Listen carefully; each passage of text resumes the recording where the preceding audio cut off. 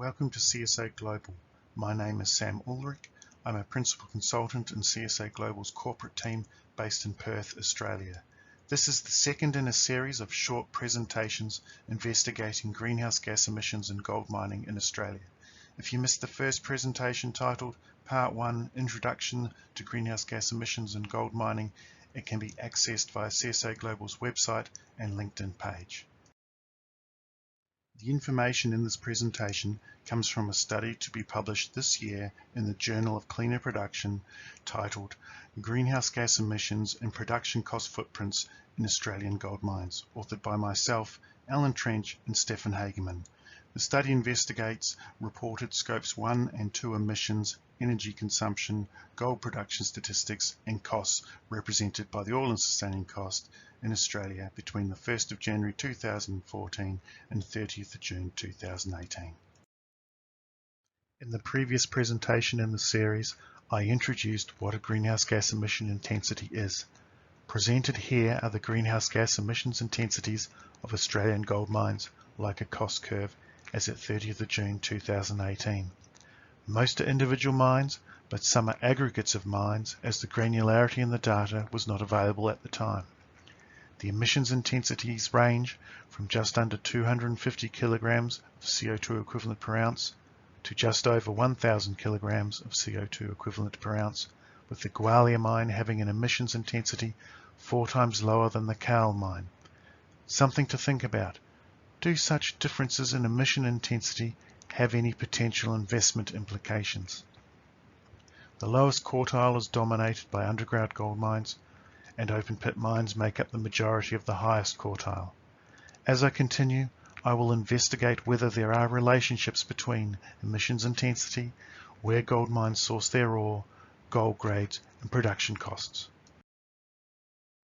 Here we have greenhouse gas emissions intensity versus real all-in sustaining costs, with the circle size representing the average gold grade. Relationships exist between greenhouse gas emissions intensity, costs, and gold grade, with higher gold grades indicating lower costs and lower greenhouse gas emissions intensities. The mines noted, Gwalia and Carlton, are high-grade underground and open pit mines, respectively. Cadia plots away from the rest of the underground mines due to using a low-cost bulk tonnage mining method, being panel caving. Sunrise Dam is one of the lower-grade underground mines. Telfer is the lowest-grade open pit and underground mine. Edna May and Boddington are low-grade open pit mines, with Boddington having lower costs due to economies of scale. In the study, some data points were presenting as statistical outliers. These were the Fosterville and Stawell mines. There were no obvious reasons why when just looking at the emissions, production and costs data. It highlights the importance of understanding the energy source of the mines in the interpretation of the data. Both mines are connected to the Victorian electricity grid, which is dominated by energy generated from brown coal, being the most greenhouse gas emissions intensive electricity in Australia.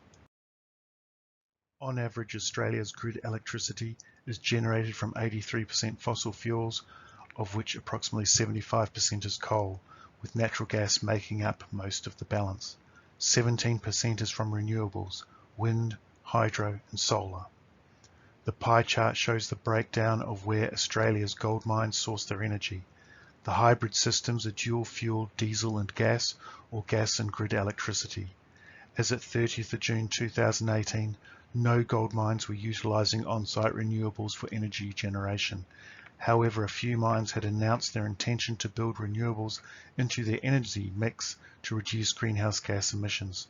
In a later presentation, I will detail the abatement methods used and planned at various mines to reduce greenhouse gas emissions. Energy like greenhouse gas emissions can be represented as an intensity, either by gold ounces produced or ore tonnes processed. In these two figures, it is plotted on the y-axis as an energy intensity per ounce. Again, like greenhouse gas emissions, there is a relationship between energy intensity to the gold feed grade. However, the relationship is best when the energy sources are differentiated. Shown in the two graphs, the trend lines of best fit for grid-supplied electricity and energy generated on-site by diesel or gas. There is a strong relationship between energy intensity and greenhouse gas emissions intensity, again when the energy sources are differentiated. However, these two graphs indicate there are problems with the reported energy data between mines connected to grid electricity and mines that generate electricity on site. Generally, the energy from diesel and gas is being calculated as volume consumed by the calorific heating value of the fuel. This gives an anomalously higher energy intensity than grid-supplied energy. The utilized mechanical energy from the diesel and gas would be a more comparative variable to electrical energy consumption. One important takeaway is that grid-supplied energy in Western Australia, Queensland, New South Wales and Victoria has a higher carbon intensity than if you generate electricity on site from diesel or gas, due to the electricity grids in these states reliant on coal. Whether a mine is open pit, underground, or sources its ore from both open pit and underground, they have different greenhouse gas emissions intensity production cost footprints. Open pit mines on average are the lowest cost mines, but have the highest greenhouse gas emissions intensities. Mines that source their ore from both open pit and underground have the highest costs and greenhouse gas emissions intensities lower than open pit mines. Underground mines have the lowest greenhouse gas emissions intensities, with the costs higher than open pit mines but lower than mines that source their ore from both open pit and underground. An easier way to visualize the previous slide is to think of these different greenhouse gas emissions intensity production cost footprints in terms of the indicative life of a 20-year gold mine in Australia. The mine starts life as an open pit, having the lowest costs but highest emissions intensity. Between years 9 and 10, the mine transitions to phase 2, moving to both underground and open pit mining, most likely involving satellite open pits. This results in a 30% increase in costs and an 18% decrease in greenhouse gas emissions intensity.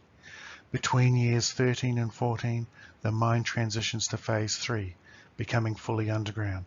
This results in a decrease in costs and greenhouse gas emissions intensity of 9 and 27% respectively.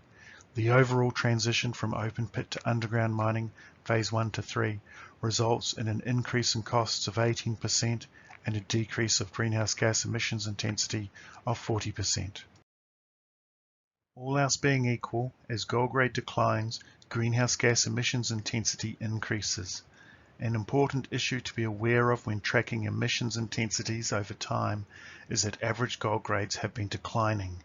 That is, more energy is required and more greenhouse gases are emitted for the same unit of gold produced. Gold grades have declined from an average in 2006 of 2.4 grams per tonne gold to 1.8 grams per tonne gold in 2017, and are forecast to decline further to 1 gram per tonne gold by 2029. The greenhouse gas emissions intensity has increased 40% from a study average for data between 1991 to 2006 to this study. Based on the different relationships of gold grade to greenhouse gas emissions intensity for the different sources of ore, open pit, underground, and both open pit and underground, the forecast increases in greenhouse gas emissions intensity vary from 32 to 49%. Understanding the relationships between emissions intensity per unit of gold produced, where a mine sources its ore, the effect of changing gold grades, and the mine's energy source is critical to understanding and disclosing how a mine's emissions intensity has changed over time. Was it due to changing physical characteristics of the mine, or efforts to reduce greenhouse gas emissions?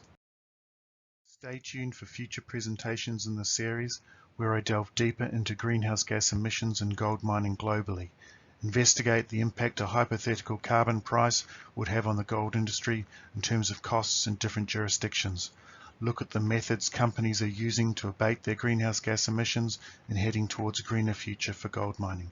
Contact marketing@csaglobal.com if you would like more information on this presentation or the paper. Visit CSA Global's website for this and other presentations. Thank you for listening.